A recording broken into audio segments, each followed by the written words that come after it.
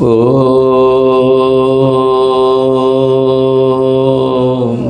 তৎসৎ। ওম তৎসৎ। ওম তৎসৎ।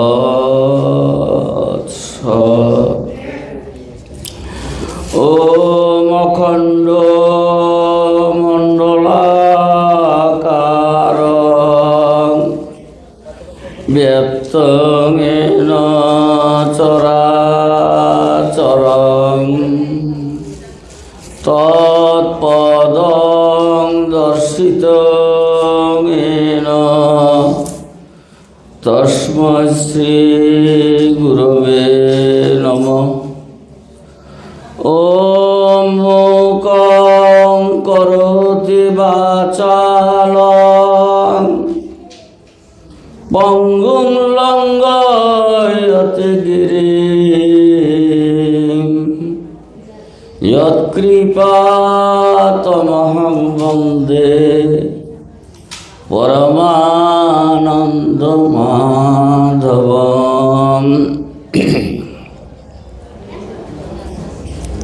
শ্রীমদ্ ভগবদ গীতা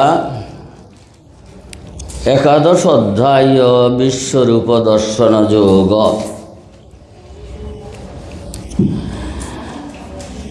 শ্রী ভগবানজি গীতার যে সাধন দিয়েছেন, গীতার যে ভাবনা দিয়েছেন, যে সত্য অনুভব করার জন্য বলছেন, হৃদয়ে ধারণ করার জন্য বলছেন, ধাপে ধাপে ধাপে ধাপে।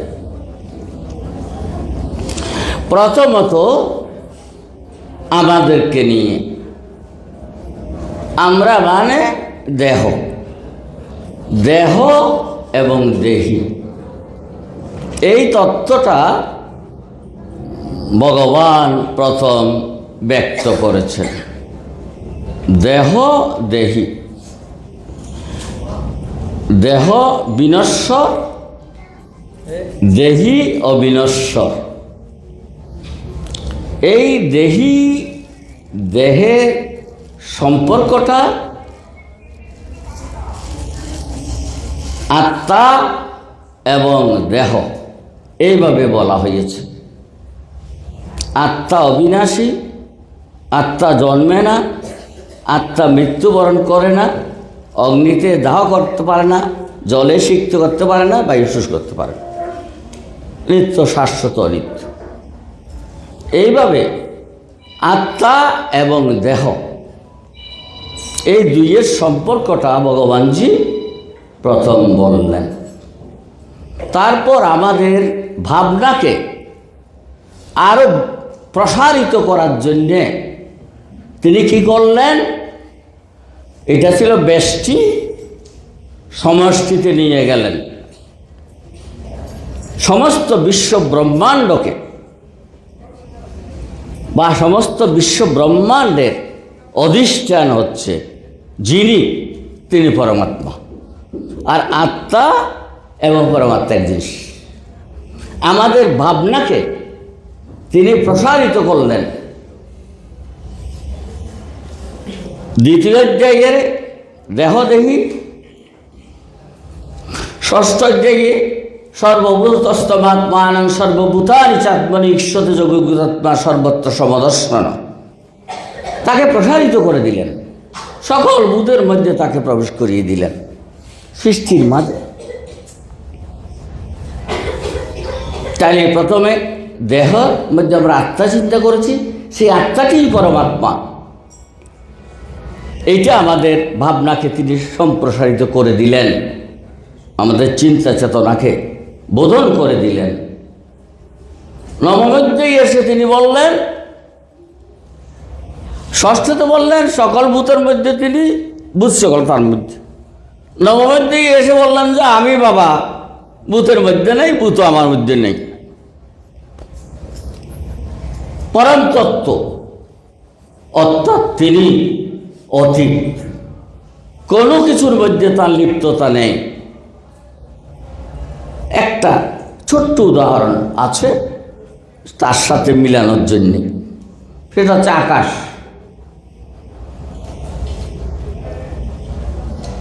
এই আকাশটি কোনো কিছুর সাথে মিশে না। আমরা যদি বলি আকাশটা যদি মিশে, তাহলে একটা আকাশে একটু রং লাগিয়ে দাও দেখি। আচ্ছা, এই পৃথিবীটাতে ঘুরছে সূর্যের চারিদিকে, তো ওখানে যদি বাধা থাকতো সে ঘুরতে পারতো না, থেমে যেত। আত্মা ছিলেন, আছেন, থাকবেন, কিন্তু বাধা নেই। কেন? আত্মা এত সুসূক্ষ্ম যে তাকে কিছুই বাধা দিতে পারে না। আকাশকে যেমন বাধা দিতে পারে না, আত্মাকেও তদ্রূপ বাধা দিতে পারে না। এইটাই বলেছেন নবম অধ্যায়ে। তিনি দেহের মধ্যে নেই, থেকেও নেই, বুধসমূহ তার মধ্যে নেই, তিনি অতীত। আমাদের বুদ্ধিকে, আমাদের জ্ঞানকে ভগবানজি সম্প্রসারিত করে দিচ্ছেন। আমাদের এগুলো ভাবনা করা দরকার, গবেষণা করা দরকার নিজেকে নিয়ে, তাহলে আমরা কল্যাণ লাভ করব। একাদশীর দিকে এসে তিনি কি বললেন? শুধু একাদশীর দিকে নয়, পঞ্চমের দিকে শেষ শ্লোকে বলেছেন এবং মাঝে মধ্যে কথাগুলো বলেছেন, সবের দিকে আছে। সেটা হচ্ছে ঈশ্বর তত্ত্ব। একাদশীর দিকে এসে দশম অধ্যায় থেকে শুরু হয়েছে ঈশ্বরের বিভূতি, তারপর ঈশ্বর তত্ত্ব। ঈশ্বর কি? তো তিনি বললেন, তোমাদের কি করতে হবে জানো? এ জীব, আত্মা, পরমাত্মা, ঈশ্বর এক। এখানে 2, 3, 7 দেখ, অদ্বৈত। অর্জুনজি ভগবানকে বললেন, হে ভগবানজি, আপনি আমাকে এই এতক্ষণ ধরে আধ্যাত্মিক কথা বলেছেন। আধ্যাত্মিক দেহের সাথে সম্পর্ক আপনার, সৃষ্টির সাথে আপনার সম্পর্ক, আত্মা, পরমাত্মা, এই আধ্যাত্মিক তত্ত্বগুলো বলেছেন। কিন্তু ঈশ্বর তত্ত্বটা, আপনার যে ঐশ্বরিক যে রূপ, সেটা আমাকে একটু দেখান। বলেছেন তো, ওই দশম অধ্যায়ে বিভূতি বলেছেন যে আপনার যে ঐশ্বর্য আছে, আপনার যে ঐশ্বরিক একটি রূপ আছে, সেটি আমাকে একটু দেখান। যদি আমি দেখার যোগ্য মনে করেন তাহলে দেখান। এখানেই হচ্ছে আসল তত্ত্ব। যোগ্য না হলে তাকে পাওয়া যায় না। এটি গীতার রহস্য। নিজেকে যোগ্য করে তুলো। এই যোগ্য কিসে হয়? জ্ঞান আর ভক্তিতে। কেবল জ্ঞানে হয় না, কারণ জ্ঞান অনেক সময় অহংকার সৃষ্টি করে। তো ভক্তি হচ্ছে গরিয়সী, কারণ ভক্তি অহংকার সৃষ্টি করে না। ভক্তি শিখায় সারেন্ডার, সমর্পণ, আমিত্ব তাকেরা শেখালে। এই যে স্তোত্রপাঠ করা হলো, জলে স্থলে আকাশে ব্যাপিয়া তুমি, সর্বত্র তুমি আছো। তোমাকে পূজার উপকরণ, সৃষ্টি তো তোমার পূজার উপকরণ, সেগুলো তোমার। আমি তোমাকে কি দেব? কি দিয়ে পুজিব গুরু তব শ্রীচরণ? আমার তো কিছুই নেই তোমার চরণ পুজো করার জন্য। ভক্তি গরিয়সী। এই ভক্তি এবং জ্ঞান যখন একাকার হয়ে যায়, তখন এই যথার্থ। জ্ঞান এবং ভক্তির মধ্যে যখন আলাদা করা যায় না, তখনই যথার্থ। এইভাবে নিজেদেরকে অধিকারী করে তুলতে হয়, যোগ্য করে তুলতে হয়, তারপর ভগবানের স্বরূপ দেখা যায়। ভগবান অর্জুনজিকে যা দেখালেন, যুদ্ধের মাঠ তো যুদ্ধ যদি না করে অর্জুন, তাহলে কেমনে হবে? তিনি তো অর্জুনকে যুদ্ধে লাগাবার জন্য এসেছেন। তো অর্জুন যুদ্ধ না করে তাহলে কেমনে হবে? তাই তিনি কি করলেন?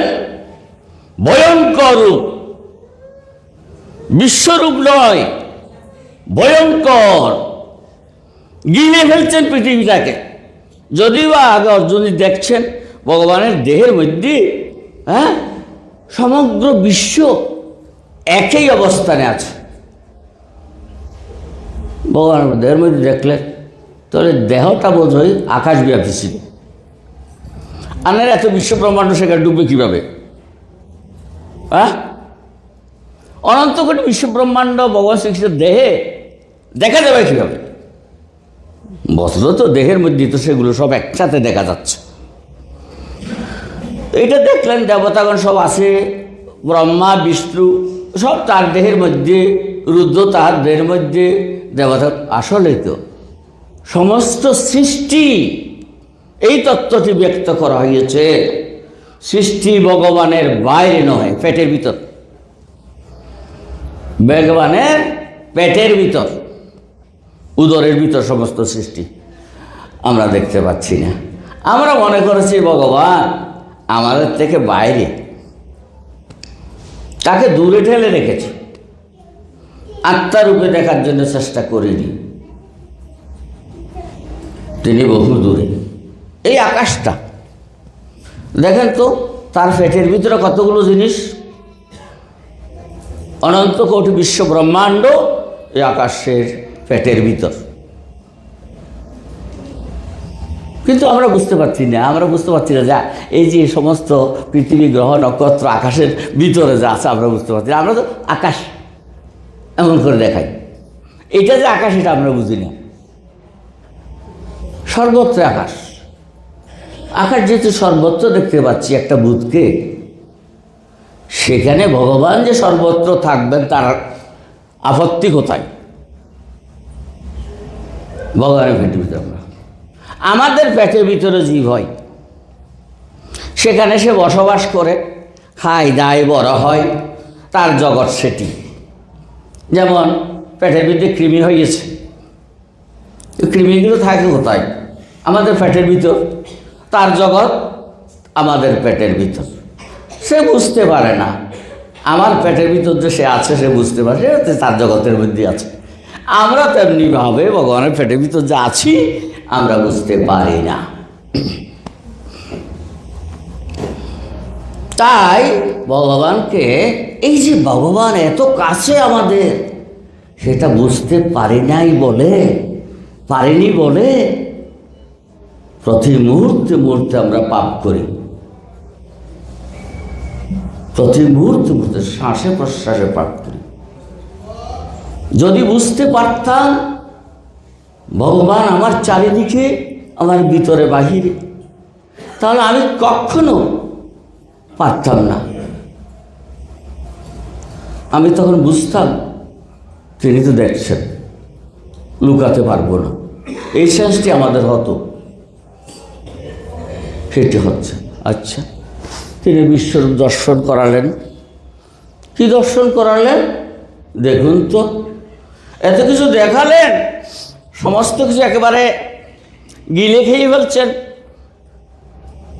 পতঙ্গ যেমন আগুন দেখলে, রূপ দেখেছে তো দৌড়ে ঝাঁপ দিয়ে পড়ে ওখানে। নদীগুলো প্রচণ্ড বেগে গিয়ে সমুদ্রে গিয়ে ঝাঁপ দেয়। সেরূপ আমরা প্রাণীগণ, মনুষ্যগণ তার মুখ গহ্বরের ভিতরে প্রচণ্ড বেগে ধাবিত হয়ে প্রবেশ করছি। অর্জুন দেখলেন, বড় ভয় পেয়েছেন তিনি। এইরূপ বিশ্বরূপ। আরেকটা জিনিস দেখিয়েছেন, সেটা কি দেখালেন? এই বিশ্বটা আমি। দেখুন তো, আত্মা, পরমাত্মা, সৃষ্টি আমি, সৃষ্টি আমি। এই বিশ্ব ব্রহ্মাণ্ড আমি ছাড়া কেউ নয়। তাই আমাদের বেদের ঘোষণা, সর্বং খলু ইদং ব্রহ্ম। নিশ্চিত রূপে তোমরা যা দেখছো সৃষ্ট জগৎ, এটা ব্রহ্ম, ব্রহ্ম ছাড়া কিছু নয়। তাহলে সৃষ্টি আমি। তো আবার অর্জুন বললেন, ভগবানজি আমি তো তোমার সৃষ্টি লয় কিছু দেখতে পাচ্ছি না। তুমি সৃষ্টি করছো, স্থিতি হচ্ছে, লয় হচ্ছে, আমি কিছুই দেখতে পাচ্ছি না। আমি তোমার আদি মধ্য অন্ত কিছুই দেখতে পাচ্ছি না। অপরিসীম অপ্রমেয় তিনি। তো তিনি কিভাবে? তাহলে আমাদের কি চিন্তা করা উচিত? আমাদের চিন্তা করা উচিত এই বিশ্ব ব্রহ্মাণ্ডটি তার দেহ। অনন্ত কোটি বিশ্ব ব্রহ্মাণ্ড তার দেহ। আমাদের যেমন দেহের মধ্যে আত্মা থাকেন, অনন্ত কোটি বিশ্ব ব্রহ্মাণ্ডের মধ্যে ঈশ্বর থাকেন।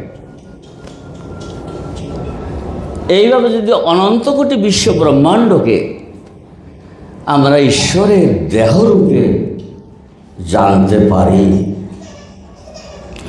তাহলে অনন্ত কোটি বিশ্ব ব্রহ্মাণ্ডের যে কোনো একটি অংশকে আমরা পূজা করে সে ভগবানের পূজায় পরিণত করতে পারব।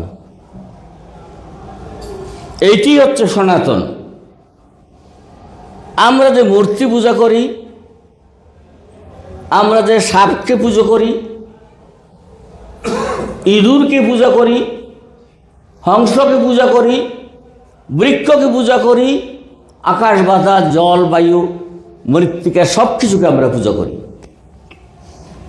কারণ তিনি বিশ্বরূপ। বিশ্বই তার দেহ। সেই দেহকে অবলম্বন করে আমরা সেই দেহস্থিত পরম সম্পদকে আমরা লাভ করে থাকি। এটি হচ্ছে একাদশের দিকের সুন্দর দর্শন। বিশ্বটাকে ভগবানের দেহ ভাব। তখন তো প্রশ্ন আসবে, আরে বিশ্ব যদি ভগবানের দেহ হয়, একটা ডাকাত সেটা তো ভগবানের দেহ। ভগবানের দেহ এরূপ করে কেন? এরকম একটি প্রশ্ন এসে যায়। দেখুন, আমাদের দেহের মধ্যে চক্ষু, কর্ণ, নাসিকা, জিহ্বা, ত্বক, বাক, পানি, পাদ, পায়ুবস্ত, মন, বুদ্ধি, চিত্ত, অহংকার, এগুলো আমার দেহের অংশ। এর মধ্যে এরা মাঝে মধ্যে আমার সাথে শত্রুতা করে, আর মাঝে মধ্যে আবার বন্ধুত্ব করে। যখন অন্তঃকরণ ঈশ্বরমুখী হয় তখন বন্ধুত্ব, অন্তঃকরণ যখন বিষয়মুখী হয় তখন শত্রুতা করে। একই দেহের জিনিস।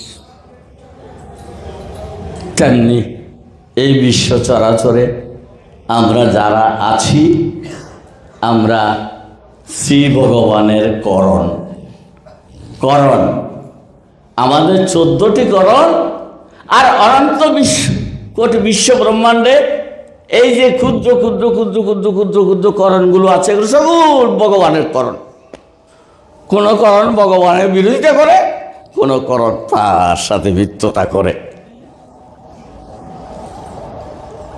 কেমন হলো তো? হ্যাঁ, এইটি হচ্ছে দেহ মনে করো। তাহলে কি হবে? আমার দেহ যদি মনে করো তাহলে কি হবে? বেশ কিছু বলবো। মিত্রতা হবে সকলের সাথে, আর প্রত্যেক অঙ্গ হিসেবে বিবেচনা করবে। তিনি কেবল জগৎ আকার আকারিত হলেন, সেটা দেখলেন। জগৎ আকারের মধ্যে তিনি কিভাবে ওতপ্রোতভাবে মিশিত আছেন সেটা দেখলেন। কিন্তু এত বিরাট কে? অর্জুনজি বললেন, হে ভগবানজি, আমি তোমার এই রূপ ধারণ করতে পারছি না। আমি তোমার যেই রূপে সাধন করি সেই রূপটি আমাকে দেখাও। শঙ্খ চক্র গদা পদ্মধারী সেটিকে দেখাও। অর্থাৎ অর্জুনের ইষ্ট ছিলেন শঙ্খ পদ্ম গদা চক্রধার।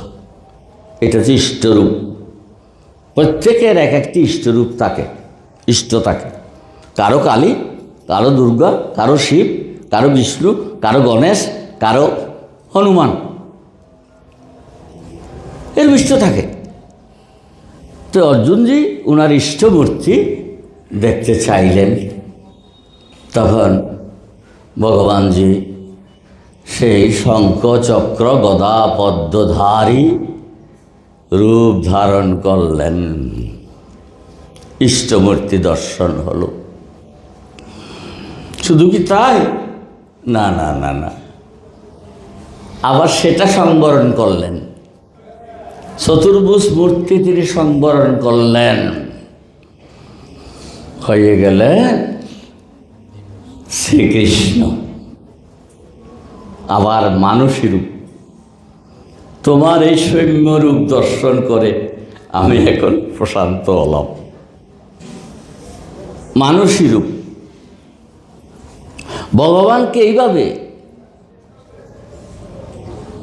পারাবার হিসাবে, মহাপারাবের হিসেবে চিন্তা করতে হবে, আবার দেহস্থ আত্মা হিসেবে চিন্তা করতে হবে, প্রতিভা রূপে চিন্তা করতে হবে, এবং মানুষী রূপে চিন্তা করতে হবে।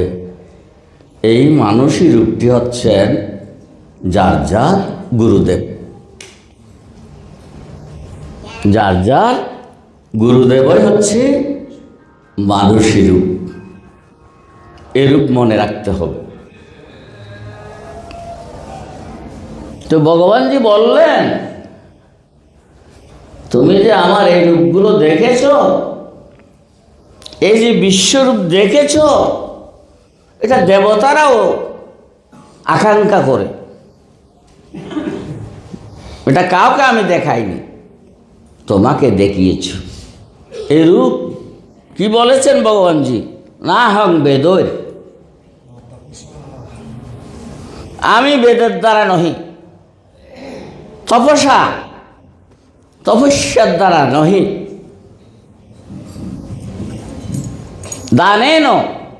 দানের দ্বারা নহি, ইজ্জয়া যজ্ঞের দ্বারা নহি। আমাকে বেদের দ্বারা জানতে পারবে না। বেদের দ্বারা শব্দের বেদটা এখানে প্রতীক হিসাবে গ্রহণ করতে হবে। বেদ শব্দের অর্থ সমস্ত নিখিল শাস্ত্র। নিখিল শাস্ত্র যদি তুমি অধ্যয়ন করো, নিখিল শাস্ত্রের জ্ঞান যদি তোমার থাকে না, তা দ্বারা আমাকে পাবা না।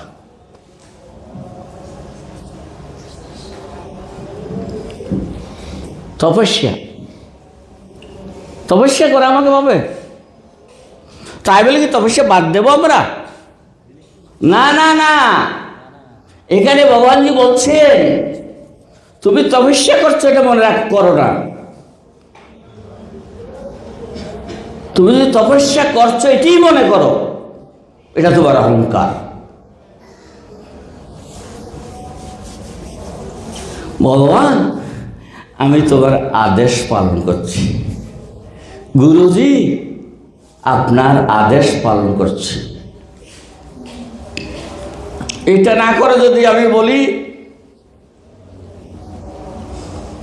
আমি ভাত খাই না,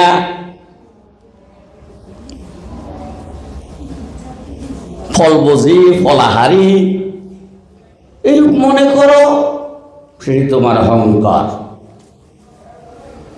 গুরুজি, হে ভগবানজি, আমি তোমার আদেশ পালন করছি মাত্র, এখানে আমার কোনো কিছু কর্তৃত্ব নেই। এটি হচ্ছে ন তপস্যা বলার অর্থ এটি।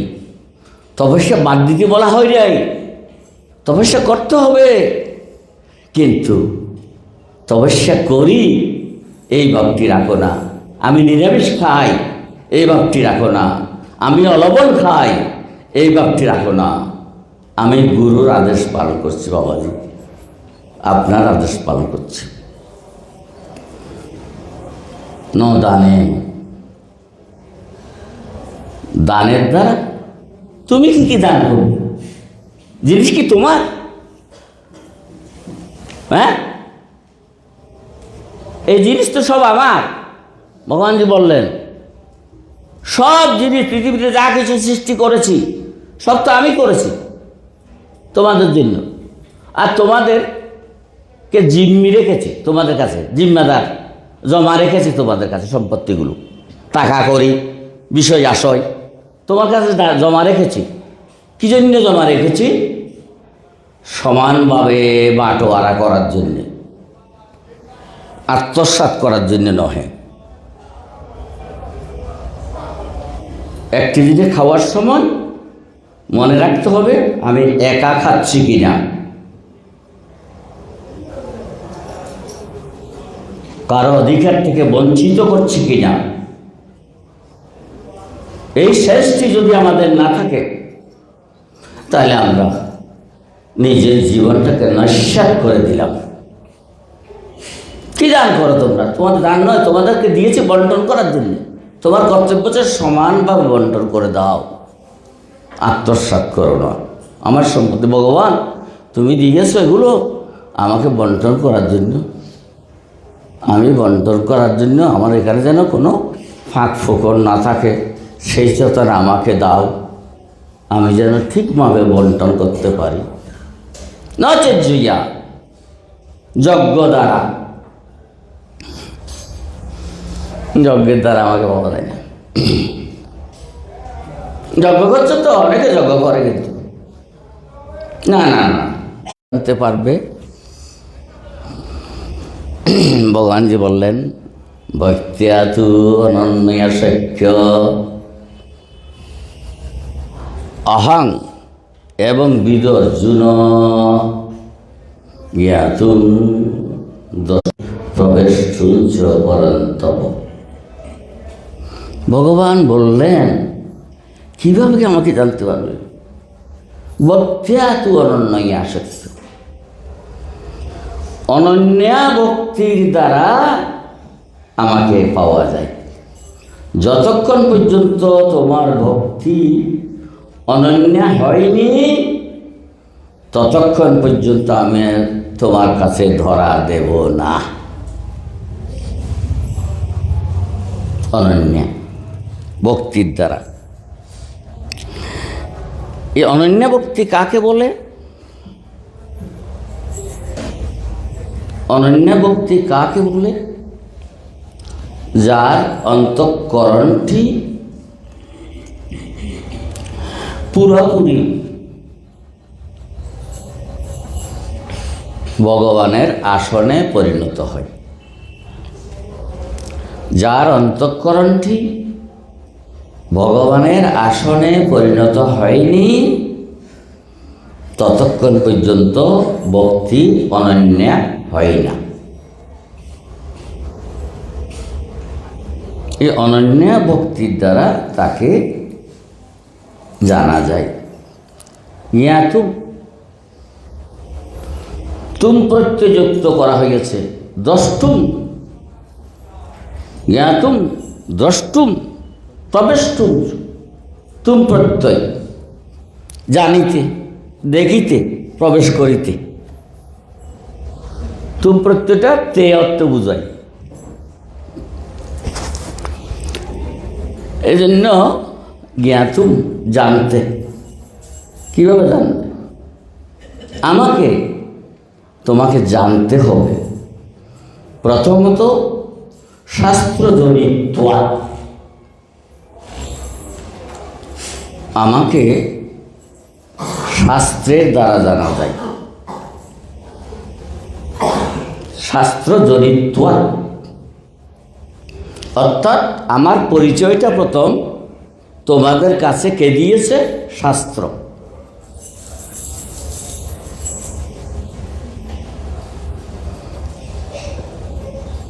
শাস্ত্র মানে যিনি ভগবানের সাথে একাকার হয়ে গিয়েছিলেন, একাকার হয়ে যার মধ্যে সেই ঐশী তত্ত্ব সঞ্চারিত হয়েছিল, সেই ঋষি বচন হচ্ছে শাস্ত্র। ঋষি বচনের দ্বারা আমাকে প্রথমে জানতে পারবে। জ্ঞাত। আর কীভাবে জানবে? এই তো দেহ, দেহি, সৃষ্টি, স্রষ্টা আর বিশ্বরূপ আমি, এইভাবে জানো। আমাকে সাকারভাবে জানো, আমাকে নিরাকারভাবে জানো, আমাকে নির্বিশেষভাবে জানো, আমাকে সবিশেষভাবে জানো। আমি সর্বগুণাকর, আমি সর্বরূপাকর, আমি সর্বশক্তির আধার, আমি গুণাতীত, আমি রূপাতীত, আমি সর্বশক্তির অতীত। এইভাবে আমাকে জানো। জ্ঞাতুম দ্রষ্টুঞ্চ তত্ত্বেন। তত্ত্বের সহিত দেখো আমাকে, এমনে দেখলে হবে না। তত্ত্বের সহিত। যখনই মনে করো মা দুর্গা প্রতিমা, তাকে তত্ত্বের সহিত জানব। মা দুর্গাকে কি 10টি হাত। 10টি হাত কি? মা দুর্গা হচ্ছে প্রকৃতির প্রতীক। 10 দিক। 10টি হাত মানে 10 দিক। পূর্ব, পশ্চিম, উত্তর, দক্ষিণ, ঈশান, বায়ু, অগ্নি, নৈঋত, ঊর্ধ্ব, অধ। এইভাবে মাকে আমরা এই ছোট্ট মূর্তির মধ্যে আবদ্ধ রাখব না, তাকে এই আকাশময় করে দিলাম ঊর্ধ্বত করে। এইটা তত্ত্ব। তত্ত্বের সহিত জানবো আমাকে। তারপর ভাবতে হবে না না না না না, এখানে কিছু ত্রুটি রয়ে গেছে। সেই ত্রুটির ত্রুটিটা কি? দিকাদিক নাই তার দিক অদিক এগুলো নাই। দিকাদিকটা আমাদের বোঝার সুবিধার জন্য প্রথম দিকাদিক কল্পনা, কিন্তু তিনি দিকাদিকের অতীত। তার দিক কল্পনা করা যায় না। দিক কল্পনা কখন হয়? বস্তু থাকলে। এই সূর্যটা আছে তো, এই সূর্যটা যদি না থাকতো দিক বিচার কিভাবে করতাম? সূর্যের দিকে মুখ করিয়া দাঁড়াইলে পূর্ব দিক হয়, পশ্চাৎ দিক পশ্চিম হয়, ডান দিক দক্ষিণ হয়, বাম দিক উত্তর হয়। এইভাবে আমরা সূর্যকে অবলম্বন করে দিকাদিক বিচার করেছি। তাইলে সূর্য নেই আকাশে, এবার বিচার করো দিকাদিক আছে কিনা দেখো। দিকাদিক ধরে তারপর বলতে হবে দিকাদিকের অতীত তিনি। এইভাবে তত্ত্ব, আমাদের দেহতত্ত্ব তুমি আমাকে জানতে যদি চাও, তোমার দেহের সব কিছু কি দিয়ে উৎপন্ন হয়েছে সেটা আগে জেনে নাও। এটা আগে জেনে নাও। মন কি দিয়ে উৎপন্ন হয়েছে? চক্ষু কি দিয়ে উৎপন্ন হয়েছে? মনে আছে তো? শব্দ কি দিয়ে উৎপন্ন হয়েছে? আকাশের সত্যগুণে শব্দ।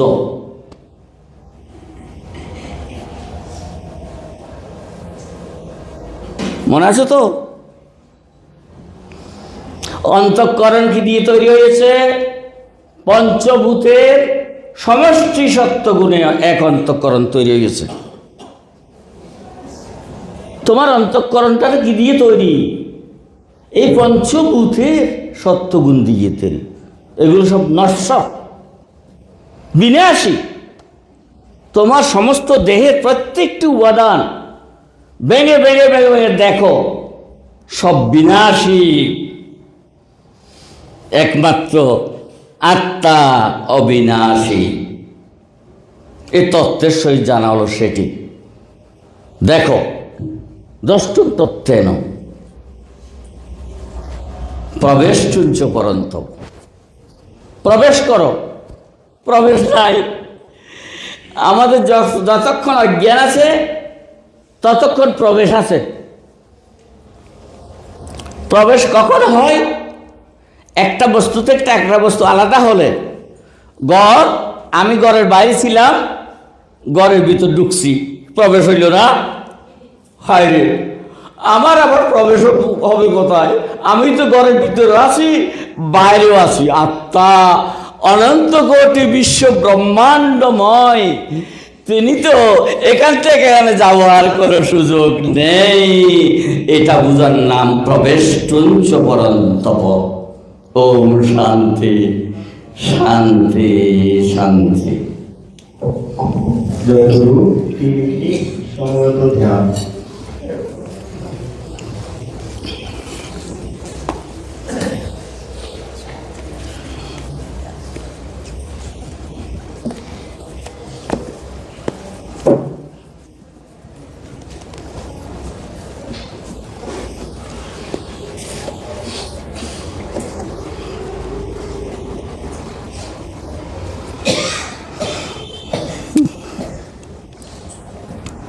বুঝেছো কিছু?